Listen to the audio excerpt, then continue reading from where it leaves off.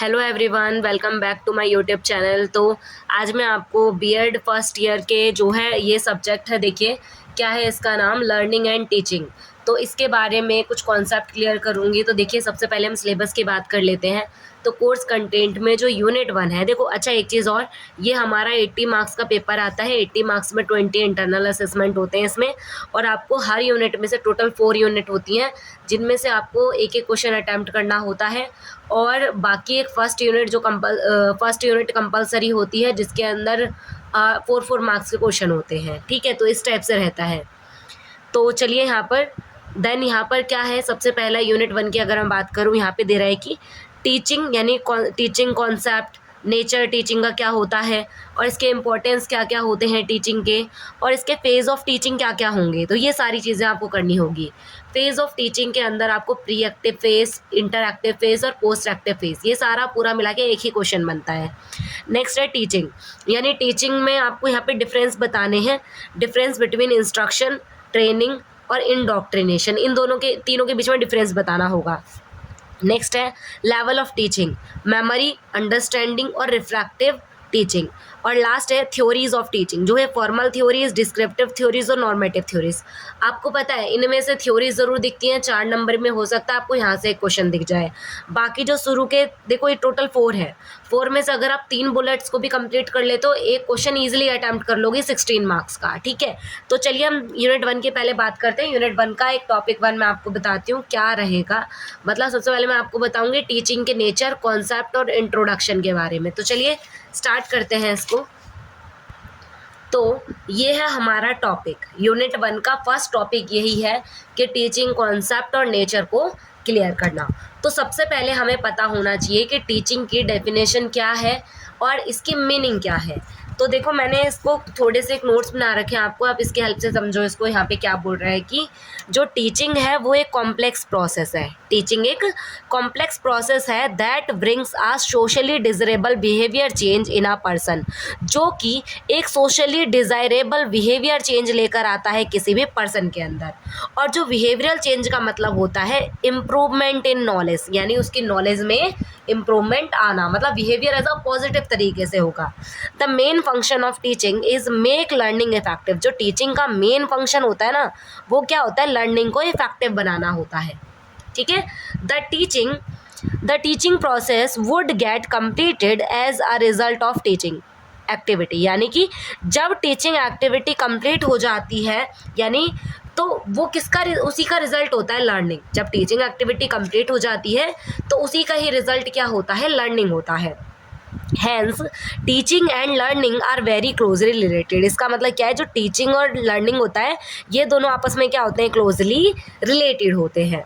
Next अगर मैं आपको बात करूं, यहाँ पे बोल रहा है ये एक ऐसा प्रोसेस होता है जिसके अंदर आपको पता है एक तो टीचर होता है, एक लर्नर होता है, मतलब लर्नर और एक टीचर, और आसपास का एनवायरनमेंट, जैसे कि क्लासरूम का एनवायरनमेंट हो सकता है वो कहीं और पढ़ रहे हैं, है ना, कोचिंग क्लासेस में पढ़ रहे हैं, या हो सकता है कि वो कहीं और ही स्टडी कर रहे हैं। और कई बार क्या होता है कि वहाँ पर टीचर होता ही नहीं है। मान लीजिए आप कहीं रोड पे चल रहे हैं, वहाँ पर किसी ने आपको एक अच्छी सी सजेशन दिया है कि आपको लेफ़्ट साइड में नहीं चलना चाहिए, इधर चलना चाहिए, आप ऐसे करो वैसे करो। तो वो तो टीचर नहीं है, बट वो आपको समझा रहा है, ठीक है, एज में बड़ा है, तो वो भी एक तरीके से टीचर के तरीके से, और वो आपको क्या दे रहा है, एक लर्निंग दे रहा है वहाँ पर आसपास के सराउंडिंग। ठीक है, तो इस टाइप से हो सकता है। ये एक ऐसा प्रोसेस है जहाँ पर लर्नर, टीचर और कैरिकुलम इन्वॉल्व होते हैं, और अदर वेरिएबल्स भी वहाँ पर होते हैं जो ऑर्गेनाइज करते हैं systematic and psychologic way to attain some predetermine goal. एक प्री डिटरमाइन गोल को अटेन करने के लिए आपके लिए कुछ सिस्टमैटिक प्लान्स करे जाते हैं, सिस्टमैटिक कुछ तरीके रखे जाते हैं कि आप इस तरीके से गोल को अचीव कर लेंगे। जैसे मान लीजिए आप 10th क्लास में हैं या बीएड भी कर रहे हैं, तो आपका गोल क्या है, टीचर बनना। तो उस गोल को अचीव करने के लिए आप बीएड कर रहे हैं ना, वहाँ पर आपने इस तरीके से क्लासेस लेंगे, पढ़ेंगे। तो ये सारी चीज़ों का एक सिस्टमैटिक प्लानिंग होता है। अगर आप किसी बच्चे को पढ़ाने जा रहे हैं तो आपका गोल क्या है, गोल क्या है कि आपको चैप्टर कंप्लीट करवाना है, प्लस में बच्चों को एक नॉलेज प्रोवाइड करनी है, तो वो आपका गोल है। उस गोल को पूरा करने के लिए आप क्या क्या कर सकते हैं, तो उसके लिए आपको सिस्टमैटिक प्लानिंग करनी होगी। नेक्स्ट बात करते हैं इनके डेफिनेशन की, कि डेफिनेशन क्या क्या होंगी। देखो, हर एक क्वेश्चन को अगर आप प्रॉपर वे में अटेम्प्ट करते हो तो आपको एक बेटर रिजल्ट मिलेगा। जैसे कि अभी तक हमने जो पढ़ा था वो था मीनिंग ऑफ टीचिंग। अब हम पढ़ेंगे डेफिनेशन ऑफ टीचिंग। तो डेफिनेशन में आप एक डेफिनेशन तो जरूर मेंशन करो, ये आपके लिए मॉडरेटरी है, ठीक है। बाकी देखो, मैं आपको इनमें से 3-4 डेफिनेशन बता दूंगी, ये आपके बुक है, आप अपने बुक में देख लो, मार्क कर लो साथ के साथ, कोई दिक्कत नहीं है। चलो, एक तो हम डेफिनेशन की बात कर लेते हैं जैक्सन की। जैक्सन में क्या कह रहा है कि जो टीचिंग है, teaching is a face to face encounter between 2 और मोर पर्सन। यानी कि जो टीचिंग होता है वो एक फेस टू फेस इंटरेक्शन होता है एक या एक से ज्यादा लोगों के बीच। अब आपको पता है टीचर और बाकी क्या तो होते हैं, स्टूडेंट होते हैं, तो इन दोनों के बीच का इंटरेक्शन होना बहुत ज़्यादा ज़रूरी है। क्योंकि इंटरेक्शन नहीं होगा, अब जैसे मैं आपको पढ़ा रही हूँ, है ना, तो यहाँ पर मैं आपको फेस टू फेस इंटरेक्शन तो नहीं है, आप सिर्फ मेरी वॉइस को सुनकर ही मुझसे इंटरेक्ट कर पा रहे हैं। तो फेस टू फेस इंटरेक्ट करना बहुत ज़्यादा ज़रूरी होता है, खासकर छोटे बच्चों के लिए, है ना। तो चलिए, यहाँ पर क्या है, टीचिंग क्या होता है, फेस टू फेस इनकाउंटर, मतलब इंटरेक्शन भी लिख सकते हैं, यहाँ पे इंटरेक्शन होता है बिटवीन 2 या 2 से ज़्यादा पर्सन के बीच, जिसमें एक क्या होता है, वन ऑफ होम टीचर, जिसमें एक क्या होता है, टीचर होता है, और बाकी क्या होते हैं, बाकी अदर क्या होते हैं, स्टूडेंट्स होते हैं, जो कि वहां पर प्रेजेंट होते हैं। नेक्स्ट है अकॉर्डिंग टू एच.सी. मॉरिसन। एच.सी. मॉरिसन के अकॉर्डिंग क्या है कि जो टीचिंग है वो एक इंटीमेट कॉन्टैक्ट होता है बिटवीन मोर मैच्योर पर्सनैलिटी और लेस मैच्योर पर्सनैलिटी। यानी कि जो टीचिंग होता है वो एक इंटीमेट कॉन्टैक्ट होता है मोर मैच्योर पर्सनैलिटी, यानी कौन होगा, वो टीचर होगा, और लेस मैच्योर पर्सनैलिटी कौन होगा, वो स्टूडेंट होगा, ठीक है। Which is designed to further the education of the latter. यानी आपने इसको यहाँ तक भी कर लेना, इससे कोई दिक्कत नहीं है, ठीक है। नेक्स्ट हम बात कर लेते हैं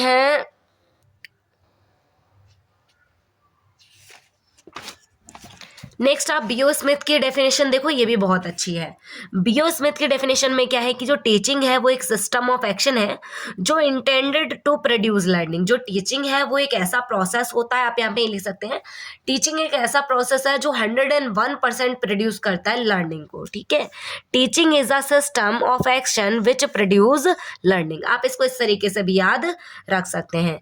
नेक्स्ट आ जाओ, यहाँ पर जो सारी डेफिनेशंस हैं उनके अकॉर्डिंग टीचिंग को 3 पार्ट में कैटेगराइज किया गया है। वो कौन कौन से पार्ट है, जिसमें पहला पार्ट है आपका ऑथोरिटेरियन पॉइंट ऑफ व्यू के थ्रू इसको डिवाइड किया है। दूसरा पॉइंट बताया है डेमोक्रेटिक पॉइंट ऑफ व्यू के थ्रू कैटेगराइज करा है।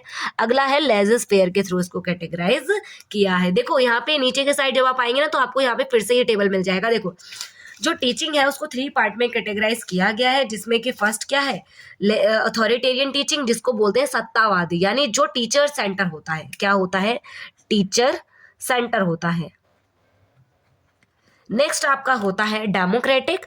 डेमोक्रेटिक क्या होता है, ये चाइल्ड सेंटर होता है। क्या होता है, ये चाइल्ड सेंटर होता है। और नेक्स्ट लेजिस्फेयर। लेजिस्फेयर में क्या होता है कि बच्चे को बिल्कुल ही अलोन छोड़ दिया जाता है, फ्री। इसका मतलब ये नहीं है कि उसको कुछ कह ही नहीं रहे, उसको कुछ कहेंगे, उसको मतलब अकेला छोड़ दिया गया है कि मतलब जब उसको जरूरत होगी वो टीचर के पास आके पूछ सकता है, बाकी उसको बार बार डिस्टर्ब नहीं किया जाएगा। तो इस तरीके की चीजें यहाँ पर होता है, मतलब बच्चे को अपॉर्चुनिटी दी जाएगी इसमें, है ना। तो इन 3 पार्ट्स में इसको कैटेगराइज किया गया है। तो चलो इन तीनों को हम कैसे पढ़ेंगे, इन चीजों को हम एक बार देख लेते हैं। देखो, अथॉरिटेरियन पॉइंट ऑफ व्यू में क्या होता है, मैंने बताया था टीचर सेंटर होगा।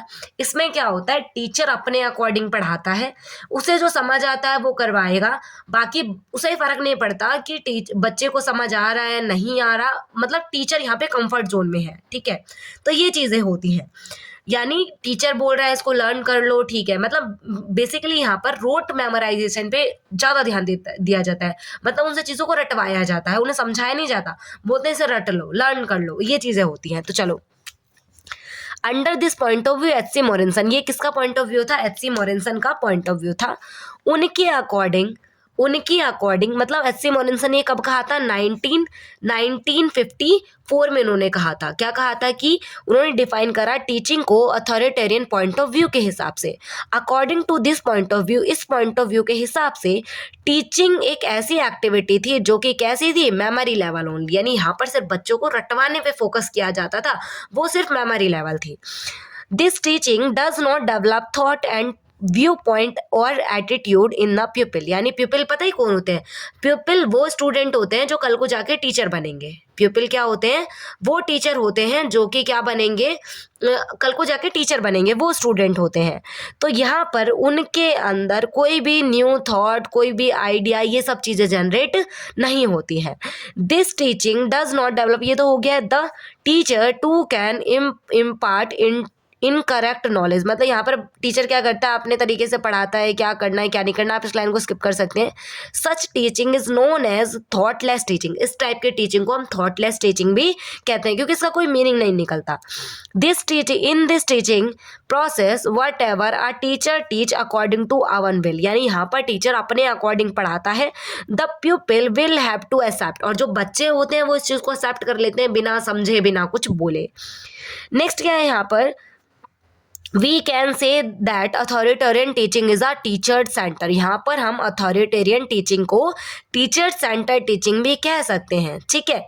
नेक्स्ट है डेमोक्रेटिक टीचिंग। डेमोक्रेटिक टीचिंग जो दी थी एनएल गेग ने दी थी। पहला वाला अथॉरिटेरियन दिया था एच.सी. मोरेनसन ने, और डेमोक्रेटिक टीचिंग दी थी एनएल गेग ने। तो एनएल गेग ने डेवलप करा डेमोक्रेटिक कॉन्सेप्ट ऑफ टीचिंग को। इन्होंने कहा teaching done according to view of point knowledge of a teachers, teaching of understanding level. इन्होंने बोला कि जो टीचिंग है वो अंडरस्टैंडिंग लेवल है, मतलब यहाँ पर बच्चों को समझाया जाएगा चीज़ें, है ना। यहाँ पर मेमोरी लेवल पे इतना ज़्यादा ध्यान नहीं दिया जाएगा, मतलब ये मेमोरी लेवल के बाद मेमोरी लेवल ऑफ टीचिंग सबसे पहला स्टेज होता है, ये सेकेंड स्टेज ऑफ टीचिंग है, ठीक है। तो memory level teaching is a pre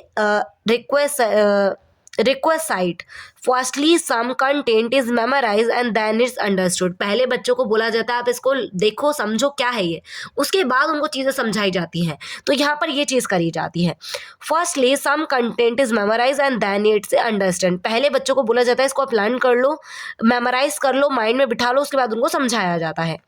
such type of teaching is known as thoughtful teaching. इस टाइप की टीचिंग को थॉटफुल टीचिंग बोला जाता है। इसके बाद आप लास्ट लाइन कर लो, hence people are to more active. यहाँ पर जो बच्चे होते हैं वो मोर एक्टिव होते हैं, और जो people can criticise the teacher and also can ask question to the teacher. यहाँ पर बच्चे टीचर को जज करते हैं, ठीक है। अगर उन्हें नहीं समझ आ रहा तो वो टीचर को पूछेंगे, एक बार नहीं 10 बार पूछेंगे। यहाँ पर ये चीज़ें होती हैं, ठीक है। Self discipline is more interested. यहाँ पर क्या होता है, जो सेल्फ डिसिप्लिन होता है वो सबसे ज़्यादा होता है।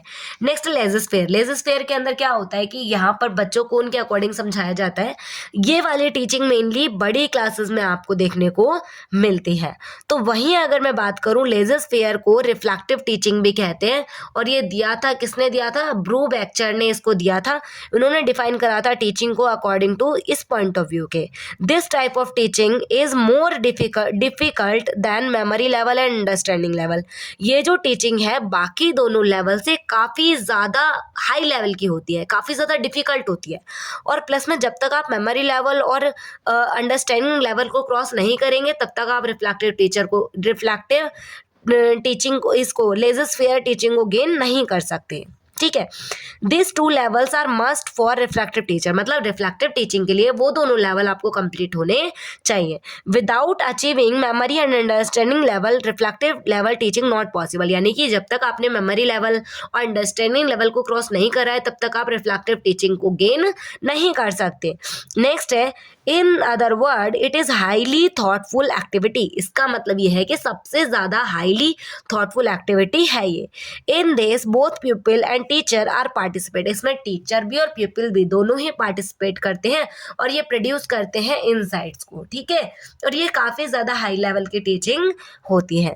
नेक्स्ट, इसके बाद हम बात करेंगे अगले वीडियो लेक्चर में कि nature of characteristics of teaching, यानी कि टीचिंग की कैरेक्टरिस्टिक्स क्या होगी और उसका नेचर क्या होगा। तो मिलते हैं नेक्स्ट वीडियो में। अगर आपको वीडियो हेल्पफुल लगे तो वीडियो को लाइक कर दें, अपने फ्रेंड्स में शेयर ज़रूर करें, और ऐसे ही और वीडियो के लिए आप चैनल को सब्सक्राइब कर सकते हैं। Thank you so much watching this video.